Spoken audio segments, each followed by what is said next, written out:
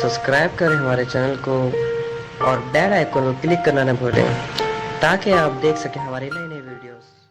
It just narrowly beats out America as the country where a 20-minute lecture in this accent is the least welcome.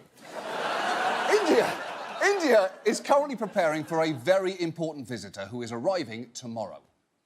Donald Trump's first visit to India will be a special one. He will be accompanied by the First Lady, Melania Trump. Many are wondering if they will make an unscheduled visit to the Taj Mahal, the enduring symbol of love. Yeah, why wouldn't they do that?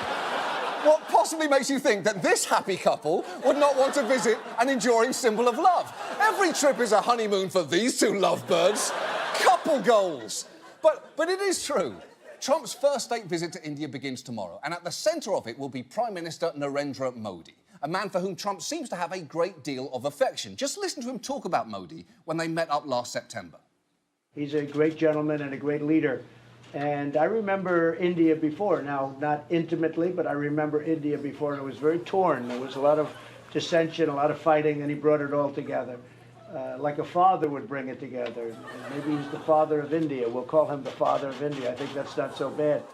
Yeah, that's not so bad, is it? You know what a father is, right? It's a guy who brings the family together by giving them lots of money, but never emotional validation. And sure, that means the remainder of your life is spent in a series of grasping quests for recognition and unconditional love from everyone around you. And if anyone doesn't love you enough, you hate them and want them to die in prison, because living this kind of life is like being in a very nice boat made of friends who think you're the best, and anyone who doesn't think that is a small hole in your boat, and it lets the water in, and eventually you sink below the waves, and there's nothing left but you drowning in the silent screaming abyss that your father bestowed to you as your gruesome birthright.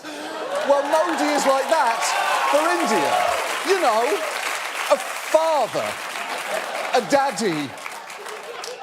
But calling Modi the father of India is completely inappropriate for multiple reasons, not the least of which is that there is a certain Gandhi who already holds that exact fucking title.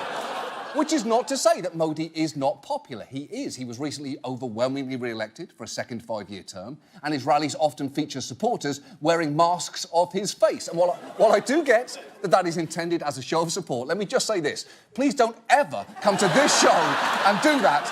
That is literally my nightmare. And Modi's cult of personality extends well beyond India. You may be aware of him as one of the most aggressive huggers on the world stage, or from his charming appearance on Man vs. Wild with Bear Grylls. Here we go. If you wondered if there's elephant, there is definitely elephant. Elephant. Yeah. Have a smell. Yeah. That's good, honest. It's a now fertilizer. And when it is really fresh and it's really wet, straight out of the anus, once in Africa, I squeezed it like this. And all the juice because it was almost sterile, but not today. Okay. I know that seems gross, but remember, that dung is straight out of the anus. And there's nothing better than elephant dung when it's fresh from the butthole, direct from the rectum, still convalescent from the small intestine. I am ride or die for team straight from the anus. None of that processed elephant dung. None of that I can't believe it's not from an elephant's anus nonsense. And certainly not Stevia's elephant dung.